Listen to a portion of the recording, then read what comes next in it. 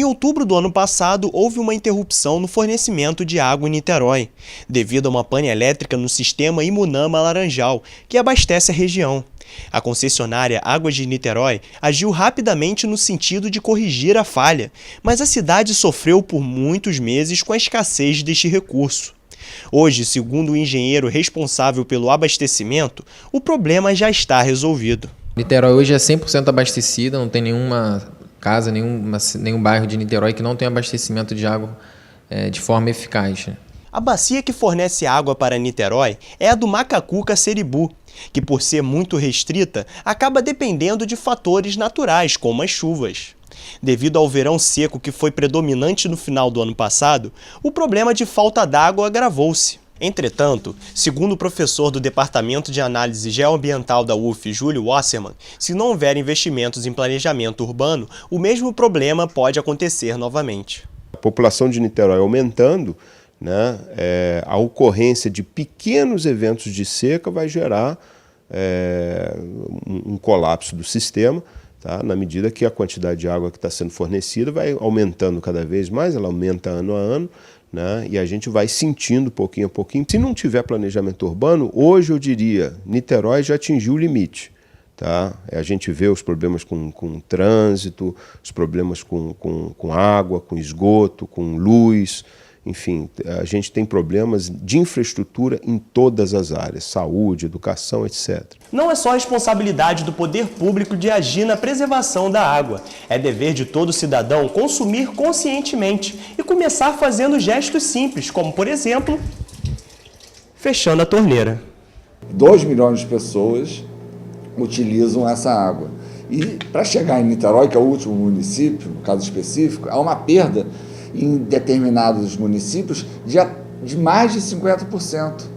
Então a gente está desperdiçando uma coisa que hoje é mais cara e mais importante que o petróleo.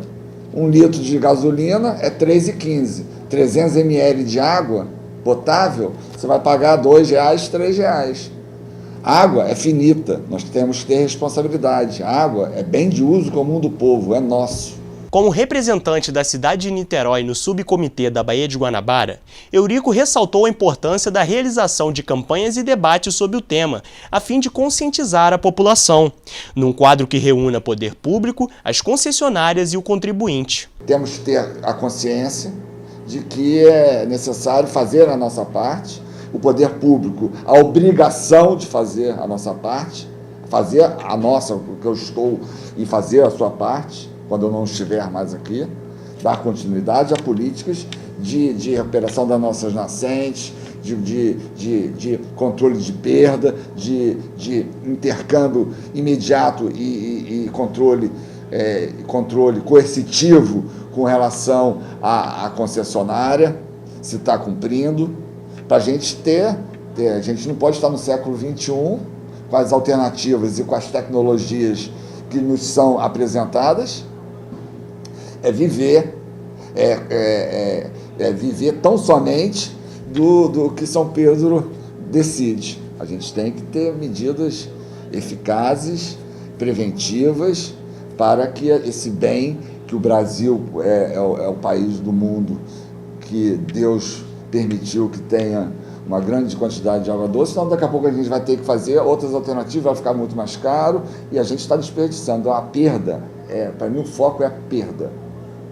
É evitar a perda, chegar num patamar de percentual de não mais de 50%, isso é um absurdo. E ter a consciência de que você não tem que regar a calçada, e ter consciência de que abrir e fechou, utilizar com critério, e exigir do poder público e exigir das concessionárias uma boa qualidade, um bom enquadramento da água, uma boa qualidade da água, porque ela é finita, ela acaba. E para encerrar, o subsecretário de Sustentabilidade de Niterói, Gabriel Cunha, apresentou uma alternativa muito interessante, a reutilização da água. Existem algumas medidas que no direito ambiental chamamos de ações preventivas, né? É o princípio da prevenção, né? Mas vale prevenir do que remediar. Nesse último verão, houve realmente... Nós estávamos nos preparando, né? Eu digo nós, a Prefeitura de Niterói estava se preparando para as grandes enchentes e cheias que tinham no período de janeiro, né? Como foi em 2010, aquela trágica história do Bumba.